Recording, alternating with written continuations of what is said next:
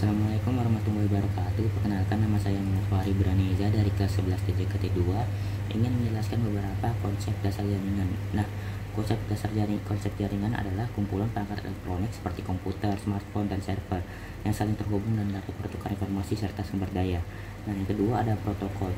Nah, protokol dalam ilmu komputer berarti seperangkat peraturan atau prosedur untuk memberikan data antara perangkat elektronik. Agar komputer satu dan komputer lain dapat mempertukarkan informasi, harus sudah ada persetujuan sebelum antar perangkat bagaimana struktur informasi yang dipertukarkan. Ada beberapa protokol yang sering menggunakan saat ini. Yang pertama ada FTP atau File Transfer Protocol. Dan jadi FTP ini adalah layanan internet yang dibuat untuk menghubungkan dua perangkat serta memudahkan aktivitas transfer file dan data antara pengguna dengan server. Nah, yang kedua ada DNS.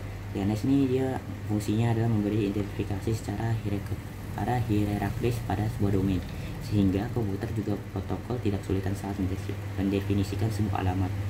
Nah, yang ketiga ada HTTP. HTTP umumnya digunakan dalam membantu proses pertukaran data dalam internet antar komputer yang satu dengan yang lainnya. Nah, kemudian ada TCP. TCP ini memastikan pengiriman data yang terurut. Setiap segmen data diberi nomor urutan atau yang bisa disebut sequence number. Nah, untuk memastikan bahwa segmen-segmen tersebut diterima dan diurutkan dengan benar di sisi penerima. Dan masih banyak lagi sih sebenarnya jenis protokol, tapi kayaknya panjang untuk saya jelaskan semuanya. Nah, untuk yang ketiga ada OSI layer. OSI layer atau Open System Instruction Layer adalah model arsitektural jaringan yang digunakan oleh mesin komputer untuk berkomunikasi dalam jaringan. Ini adalah standar model jaringan yang pertama di mana diadopsi oleh perusahaan besar komputer dan telekomunikasi pada awal tahun 1980-an. Dan untuk layarnya ada 7. Nah, untuk yang pertama ada application layer. Application layer pada OSI adalah pusat terjadinya suatu interaksi antara user dengan aplikasi yang bekerja menggunakan fungsionalitas sebuah jaringan. Nah, kemudian ada presentation layer. Lapisan presentation berfungsi untuk mengidentifikasikan sintaks yang dipakai suatu host jaringan untuk berkomunikasi. Nah, kemudian ada session layer.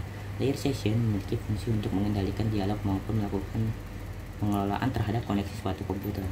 Nah, untuk kemudian lapisan keempat yaitu transport layer. Kenapa disebut transport layer? Karena lapisan ini memiliki peran untuk menyalurkan bit. Ada beberapa fungsi spesifik dari layer ini, seperti memecahkan data, melakukan transmisi data, dan melakukan looping. Nah, dan ada network layer. Network layer pada OSI ini bertugas untuk mengidentifikasikan alamat IP sehingga setiap komputer dapat saling terkoneksi dalam satu jaringan. Kemudian ada data link layer. Fungsi utama dari data link layer adalah memeriksa bila terjadi kesalahan dalam menyalurkan transmisi terhadap bit data. Nah, untuk yang terakhir ada physical layer. Physical layer ini berfungsi sebagai transmisi terhadap bit data. Nah, untuk yang terakhir ada konsep dalam keamanan jaringan. Nah, dalam keamanan jaringan diterapkan konsep atau hukum dasar yang biasa disebut dengan CIA yang merupakan confidentiality atau biasa kita sebut kerahasiaan, integrity, integritas, dan availability atau ketersediaan. Mungkin itu saja penjelasan dari saya. Terima kasih. Assalamualaikum warahmatullahi wabarakatuh.